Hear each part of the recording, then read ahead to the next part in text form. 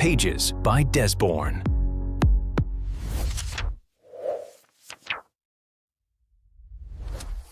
Welcome to LUMINA, where we explore the minds behind the words that move culture. Today, we sit down with a writer whose work is shaped by conviction, calling, and a deep sense of purpose. In a world saturated with noise, their voice chooses meaning.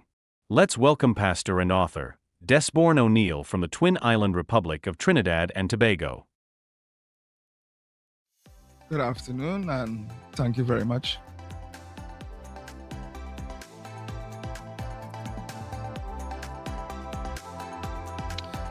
Okay, so I probably first recognized that I was a writer from secondary school when I did my CXC subjects at the time, and I actually got a distinction in the English language. One of the questions that was asked, it was to, write a story using some lines or whatever. And I wrote a story about somebody that was scared at the time the war in Iraq was going on, and somebody that was scared hearing the bombs dropping and all of that. So I guess that was the first time I recognized that I was a writer.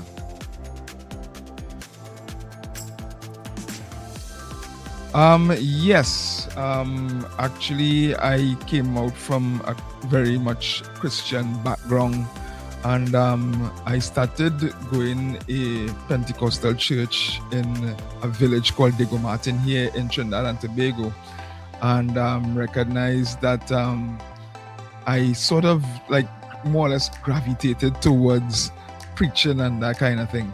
So it was the church developing my preaching style that actually helped me to define the moment that I knew that my voice mattered.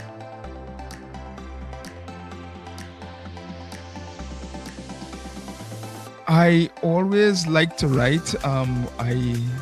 Based on, of course, my church background, I entered into a Bible school, and I always like to write and explain myself a lot.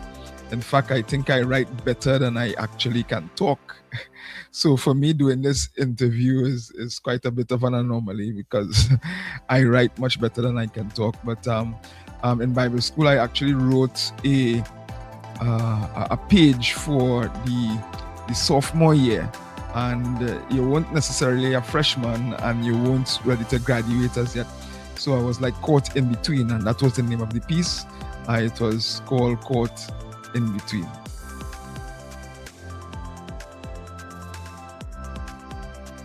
All right, so my creative process on an ordinary day, well, I work during the day because much of my books haven't taken off as yet.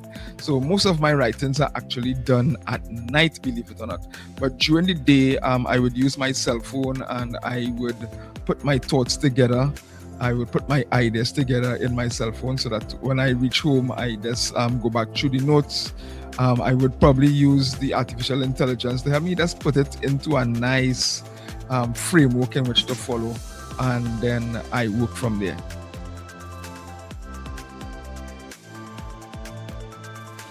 In the times when my inspiration, like I'm reached what is called writer's block, my inspiration feels a bit silent. What I would normally do is go and sleep. Sometimes I would leave that book there for a while. Sometimes 1 month end up into 2 months, and but I never stop thinking about it. I never stop trying to power through, and then all of a sudden, like when I am not flustered and all of that, the inspiration comes back again and I continue to write.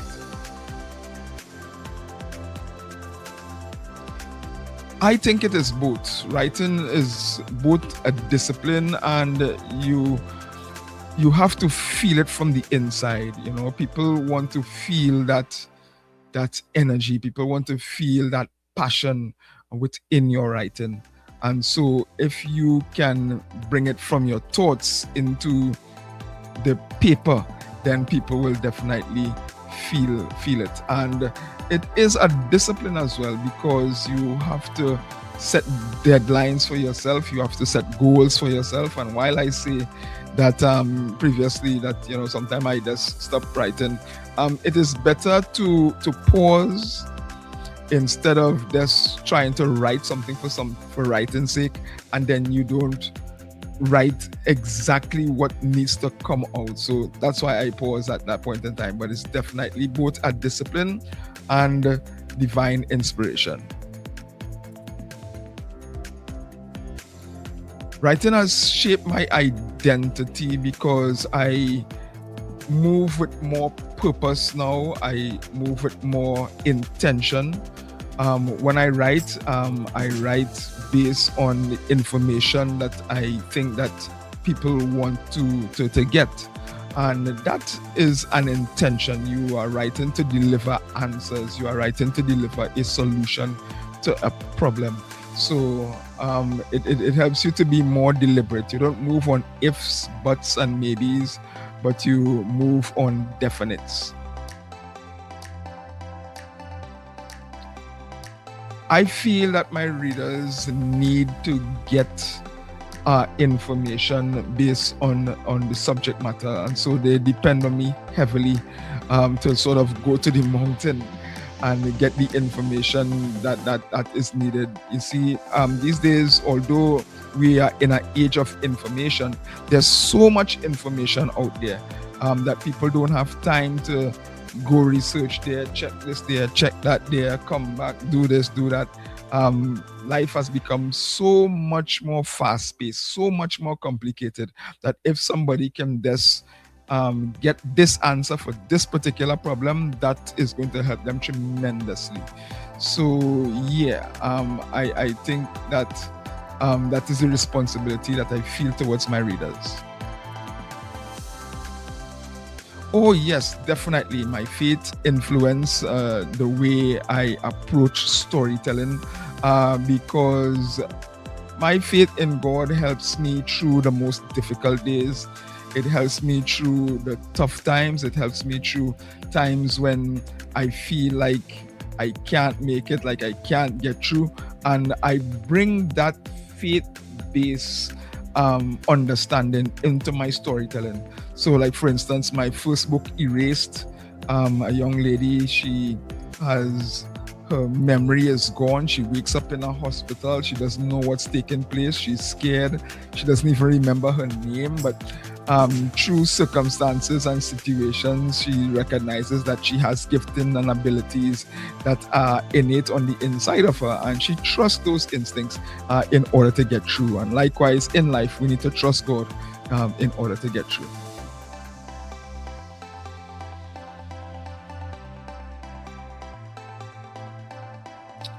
A doubt that I have to confront repeatedly is that I'm not good enough. Simply because my name is not big, like some of the other writers. I'm not a J.R. Tolkien or all the other writers. I don't have a big name. In fact, my books haven't had this large following as yet. But I'm working on it. And sometimes you tend to feel that because you don't have a big name, maybe you don't have a story, but everybody has a unique side and people are waiting out there to hear your side of the story. So that's a doubt that I have to confront repeatedly every day as a writer.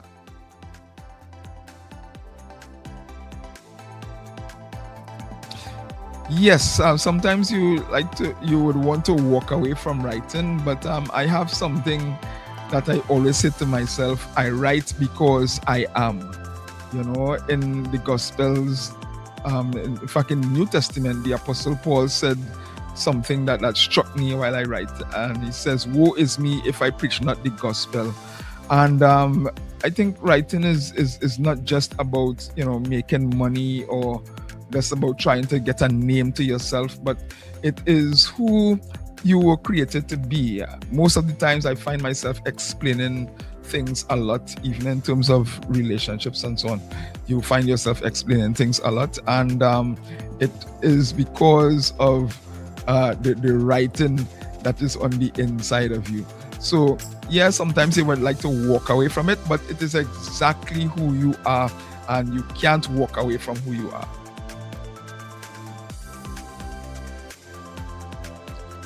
I think it is the frustration.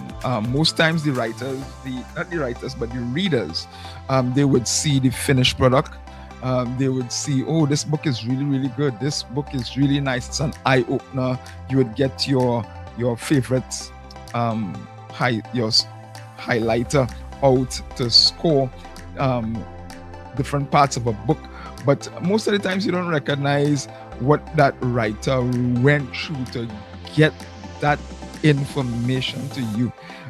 Sometimes it took months. For some people, it took even years to get the information out.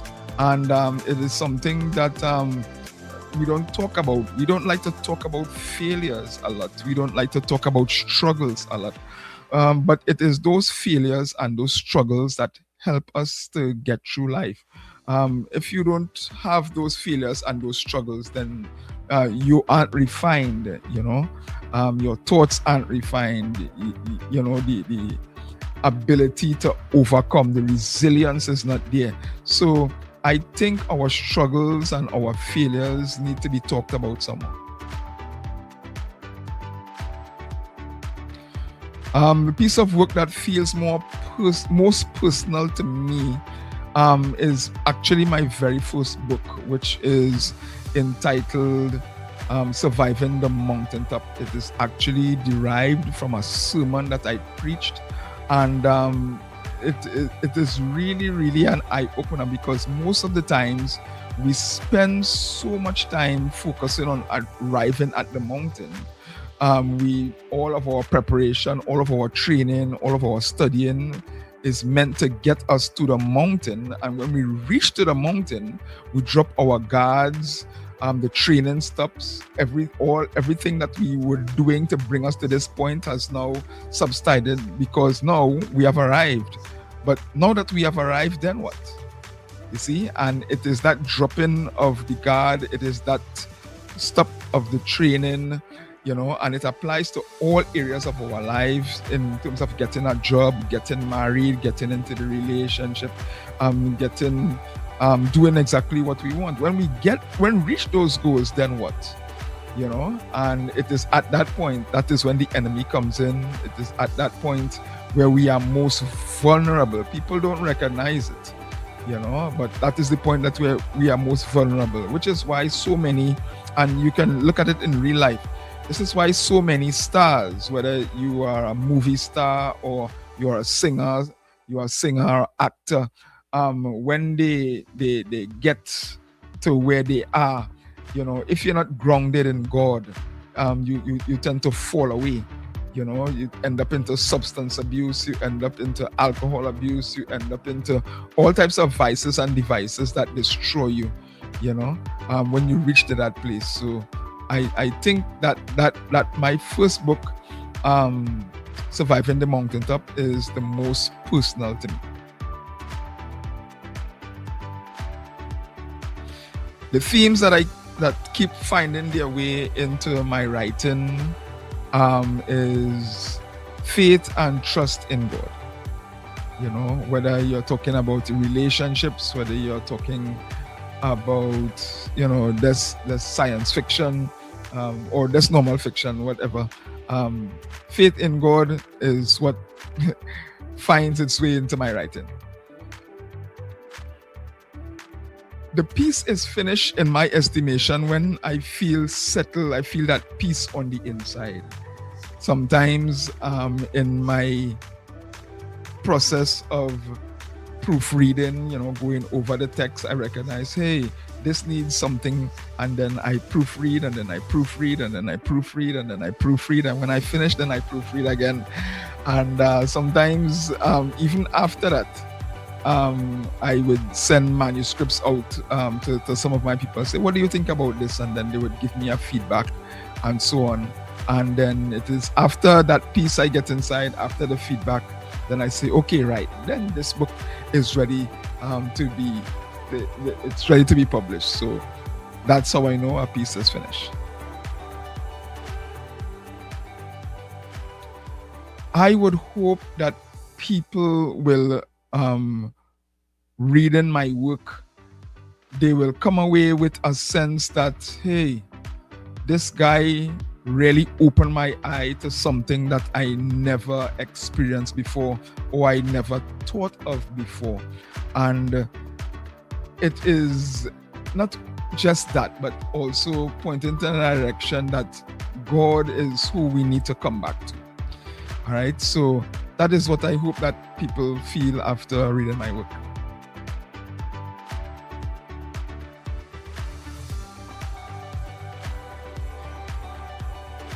My writing would say, no matter what is happening, keep your faith and your trust in God. People will fail you. You would fail people.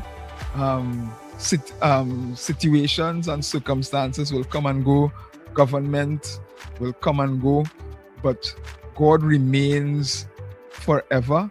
And years from now, if He does not return for the world, that is something that I would like everybody to understand, that you need to keep your faith and your trust in Almighty God.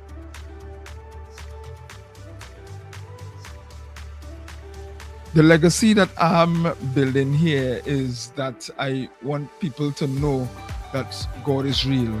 Everything that I write comes from that understanding that God is real and that He is able to bring you through. Sometimes we look at our present situation and we feel, okay, that is how my life is going to be. But life is about evolution in a kind of way. Not evolution in the sense of how people like to put it, but we evolve, we grow. Our mind is one thing that grow. We can track these stages, and that's the thing. In science, the scientists cannot track evolution. But in your growth as a human being, you can track your development.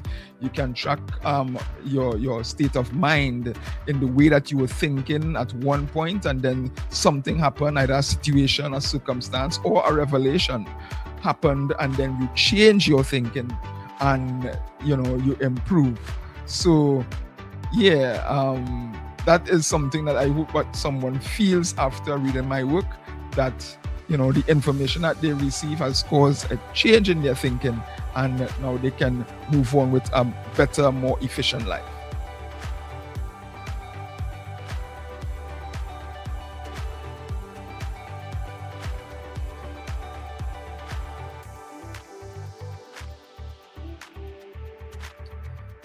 As a writer, I'm more bold. I am careful in terms of what I say. I am intentional in what I do, and I am not scared once I have made a decision to do something, because I know that there was a lot of thought and there was a lot of reasoning that went into making that particular decision. So the decision was not just by circumstance or happenstance.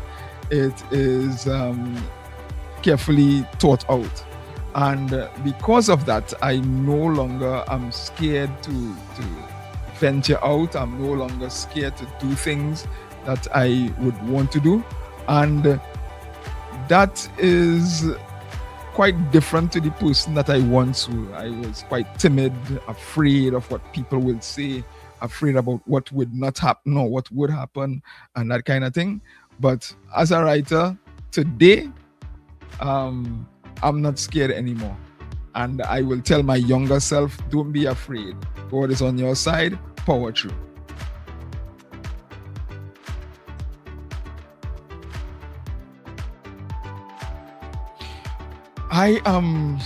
It's difficult to say, because I personally, I am in the now, but God knows my future. God knows who is making me to be. And maybe now I might be a writer, but who knows, in the next 5-10 years, I could be a producer, I could be a movie producer, I could be a director, because one of my aspirations is that hopefully one of my books will be made into a movie that will be able to transform lives, and change people for the better, cause their minds to be open up to things. And being led and directed by God is not something that is flaky. It is not something that is shaky. It is the thing that is more solid. It is the thing that keeps us rooted and grounded in this life that is filled with storms. Yeah. So that is what I would like to say. Okay, so thank you very much, Lumina, for the questions, and I hope that my readers and those that are viewing this little clip was able to get something solid out of it. And I trust and pray that you will take a look at my work. My name is Desborne O'Neill. I am a writer. I'm from the island of Trinidad and Tobago, and I thank you for viewing 20 Questions with Lumina. God bless you.